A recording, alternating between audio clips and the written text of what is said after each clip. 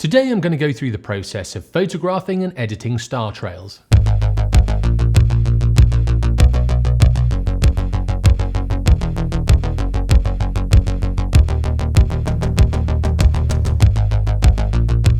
Star trails are basically long exposure images which streak the stars across the sky. The longer the exposure, the longer the streaks. I'm going to be using 3 different bits of software: Lightroom, Photoshop and Star Stax. If you don't have the Adobe Creative Suite but want to give it a go, click on the link below. This will take you to a 30-day free trial. Star Stax is a piece of freeware software, so you can download it and start using it straight away. To shoot the photographs, you'll need a tripod, an intervalometer, a camera, and obviously a clear night. When the moon's out, that'll bleach out a lot of the stars. So if you shoot around the new moon, that's the best time to do these types of photographs. Basically, it's like any type of long exposure photography. You're going to leave the shutter open for extended amounts of time, and you're going to keep the camera as still as possible. With the intervalometer, it'll mean that you won't be pressing the shutter button, inducing movement into the camera. To get decent star trails, you need your shutter open for at least an hour. Now, if you did this in one shot, the camera would soak up a lot of light, and if there was any ambient light about, it would just soak up all of that light and probably overexpose your shot. There are 2 better ways to do this, and I'm going to show you the results I got from doing it these 2 different ways. The first set of shots was of 20-second exposures, and I took around about 260 of these. My thinking behind this is I've taken the shots within the 500 rule, so if this way works, I'll be able to get videos and photos from exactly the same shots. With these shorter exposures, I had 3-second intervals in between each of the shots. The second set of photographs is of 2-minute exposures, and I took 48 of these. They had a 5-second gap for the camera to process the images. The advantage of shooting it this way is you have less images and therefore less data. However, due to the longer exposures, you're more likely to get long exposure noise. In this instance, you have to turn off long exposure noise reduction. This is because when you have this on, it processes the image and takes about the same time as the shot. If I was doing a 20-second exposure, I'd have to wait another 20 seconds before being able to take the next shot, and this would ruin the star trails. So just remember long exposure noise reduction off. To get the shots, basically follow my astrophotography rules. That's in the video linked in the corner or down in the description. Then all you need to do is change the exposure length. If you're doing the first way, it's exactly like it is in the astrophotography video, except you will be using your intervalometer to get a large number of shots with exactly the same framing. Around about an hour's worth should be okay. If you're doing it the second way, you just extend your exposure time to about 2 minutes. Once you have the images, import them into Lightroom, and then you'll probably have to do a little bit of editing before taking them into Star Stax. Star Stax doesn't accept RAW files, it just accepts TIFF files or JPEGs. So I've got my 263 images here. I shot them on the A7 III and they were 20-second exposures. The ISO was 6400, you can see 20 seconds. I was using a manual lens. I know this was the 14mm Samyang and the aperture was f2.8. So all the way along here you can see my images. What I've done, I've processed them a little bit already. They were slightly underexposed, so I brought the exposure up by 0.55 of a stop. I brought the sharpening down to 0, noise reduction and color down to 0, and I've enabled profile corrections and removed chromatic aberrations. So if you haven't done that already, make those changes and then sync throughout.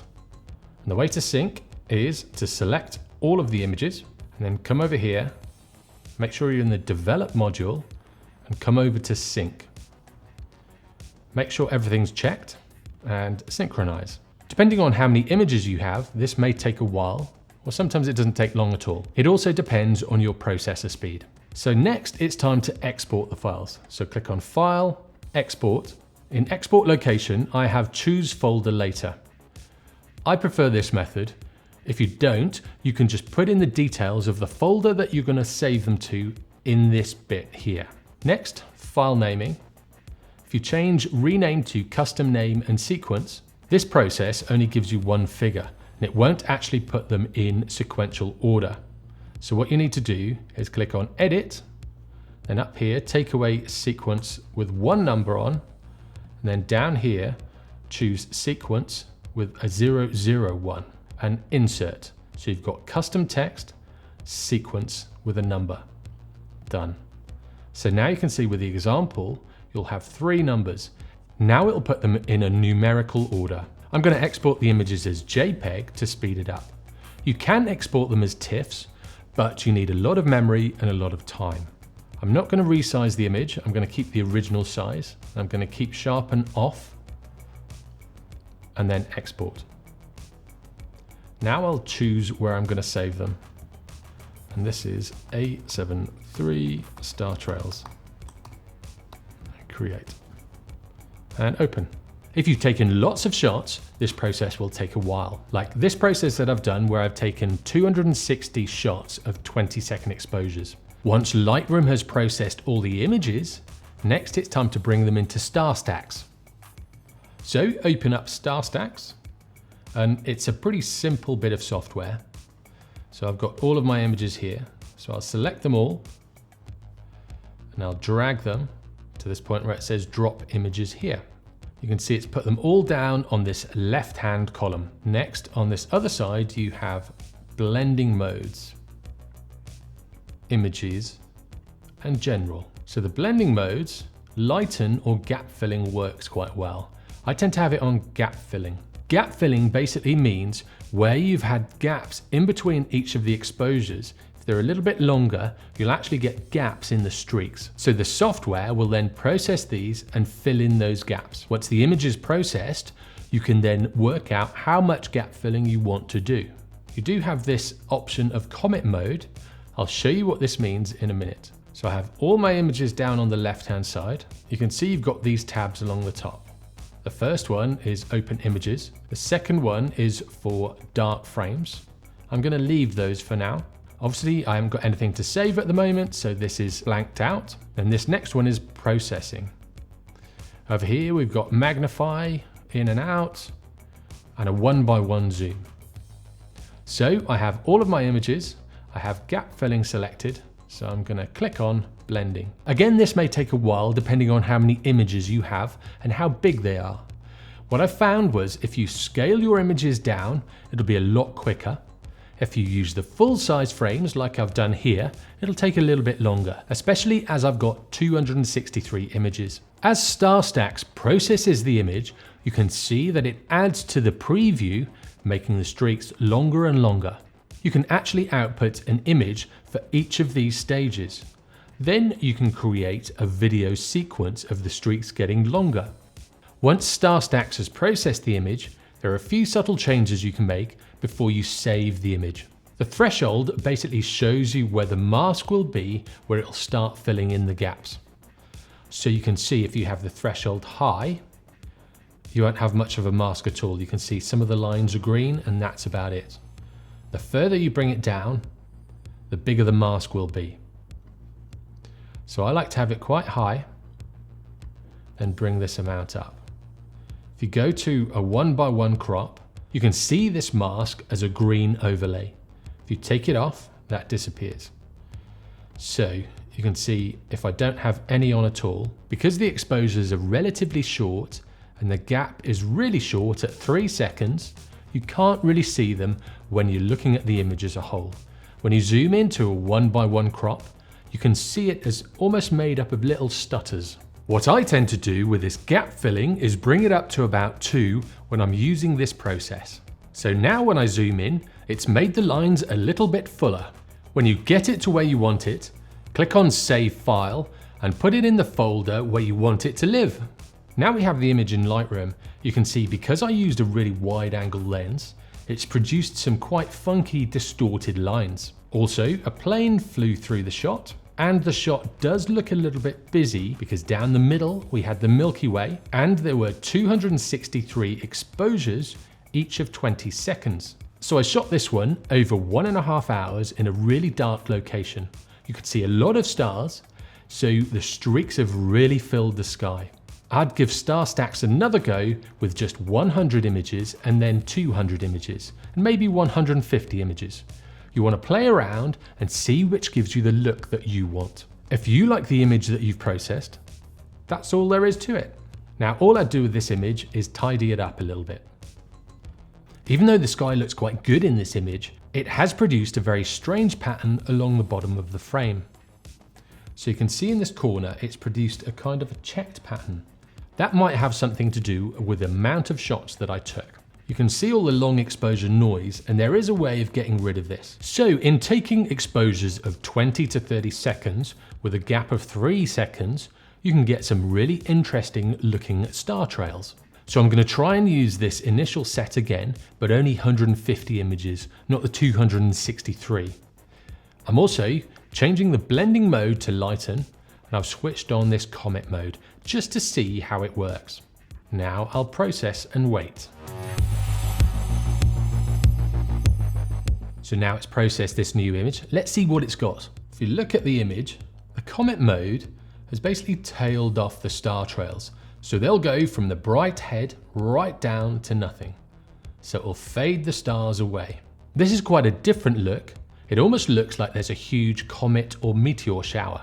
So now I'll click on save and store it with the other image. Now I have the two images side by side. The foreground in these images isn't brilliant, but I took these photos just for this exercise, and I wanted the stars to fill the frame as much as possible to show you the process of star trails. So this first image was of the 263 images stacked together, and this second one was the 150 images with the comet mode switched on. It gives a very different look for each image. You can just about make out the Milky Way in the middle. If we switch back to the other one, it's more of just a white patch in the middle. For me, this first image is a little bit too busy, and I'd want less going on in the sky. The second one looks almost better. It looks like the stars are coming out of the sky and almost gives a three-dimensional look to the shot. So now we'll look at the A7R2 images. So these are the 2-minute exposures, and I have 48 of these images. Again, like before, in the develop module, I've made a few changes. I've dropped the sharpening down to 0, the noise reduction and color noise reduction down to 0.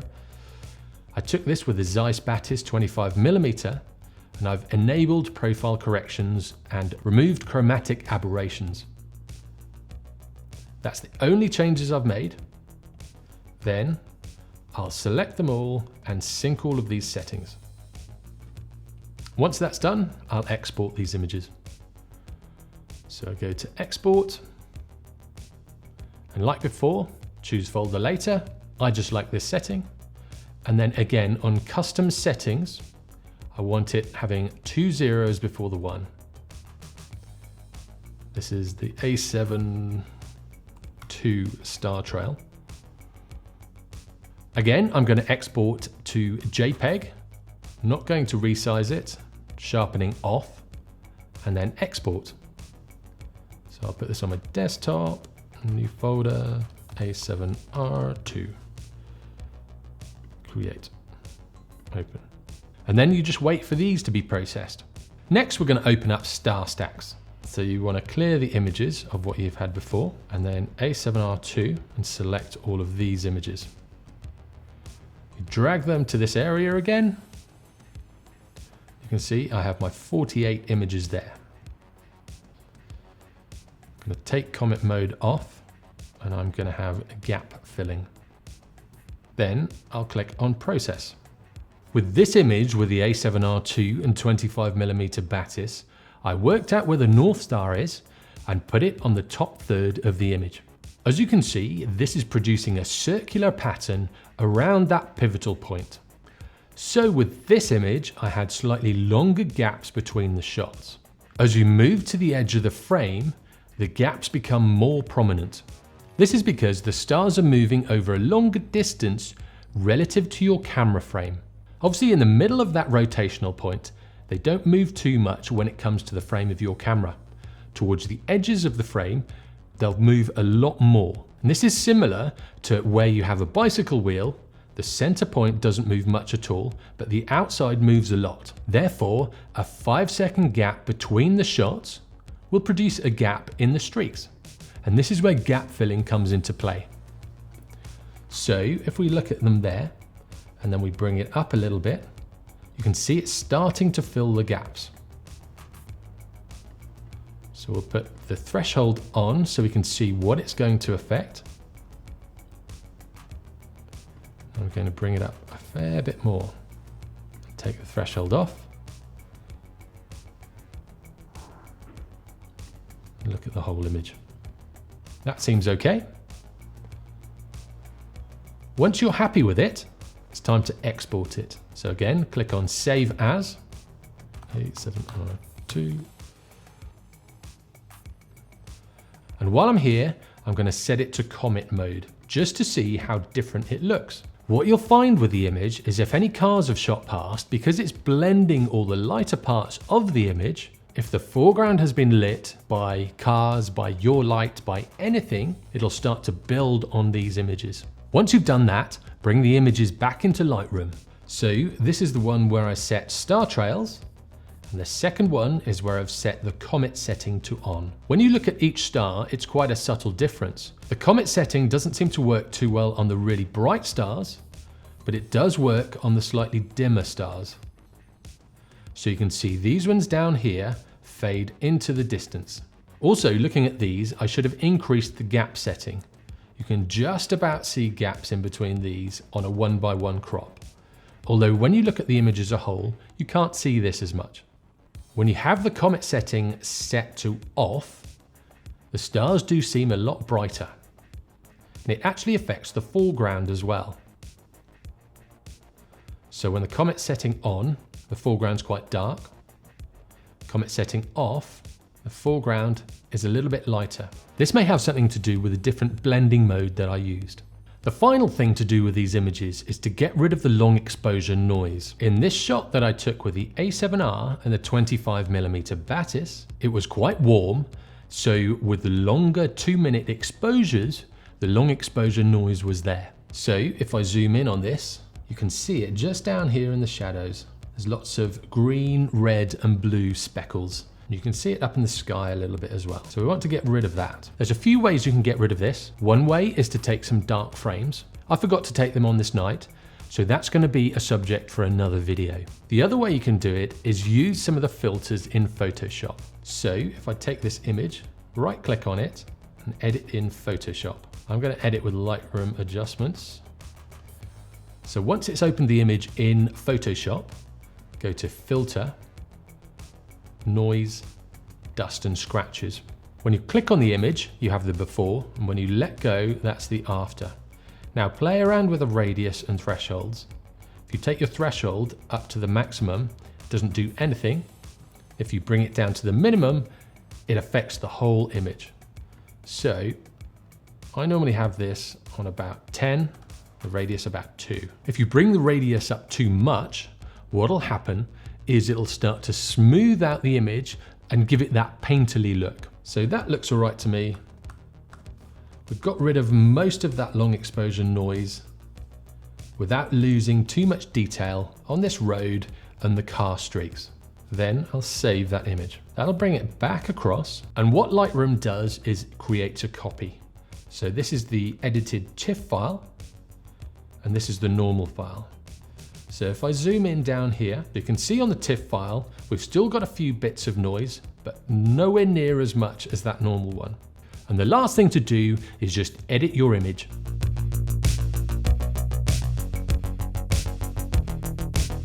After doing this exercise, I found that you can get some quite unique and different looking images than normal. The next time I go out, I'm going to take a lot more of these shots. I think this would look really great if you took a shot in the mountains with the stars streaking above them. You're basically ignoring the 500 rule because you want your stars to streak. Now I've learned a few things from shooting these sequences. You can get different patterns of streaks in the sky depending on which way you point your camera, and also depending on which focal length you use. If you're in the northern hemisphere and you point it towards the North Star, you'll get a rotational pattern around this pivot point.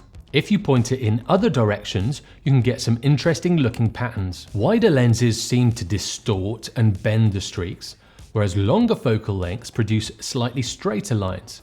They will still have a slight curve to them due to the rotation of the Earth. If any aircraft fly through your shot, and the lights are quite bright on them, they'll put a line of light through the shot, which can be quite distracting. With this first shot, you can see when I included all 263 images, towards the end of that sequence, a plane flew through the shot, which causes this long line down on the right-hand bottom corner. When I used the first 150 images, the plane hadn't come through the shot, which made it less distracting. Now, the one great thing with this is you can take as many shots as you want, and then in post-processing, use as many as you need. So you get to choose how long the streaks are. So I'd say take as many shots as you can afford to with the time that you have, and then process those images afterwards. If you have the Milky Way in your image, the more shots that you stack will tend to blur the Milky Way. Another thing that may cause an issue is air quality. Where we were at in this location, there was quite a lot of dust and sand, and you could see this towards the horizon where the stars started to disappear. You can see this in the circular shot when I was looking north. The closer you get to the horizon, the less star streaks there are. And this shows how much dust and sand there was in the air. And that's about it. If you want to do star trails, I suggest getting photos over at least an hour. Keep the gaps in between the frames as short as possible. Use an intervalometer to keep the gaps in between each of the frames the same, and then use the program Star Stax to blend the images. I'm not sponsored by Star Stax, but I think it's a great program. It makes the whole process really easy and straightforward. The best thing with this is just to go out and try.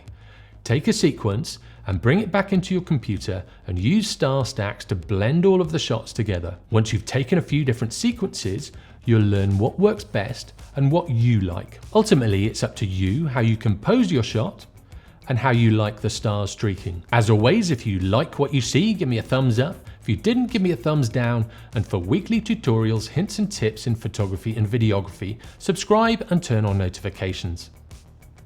I'll see you in the next one.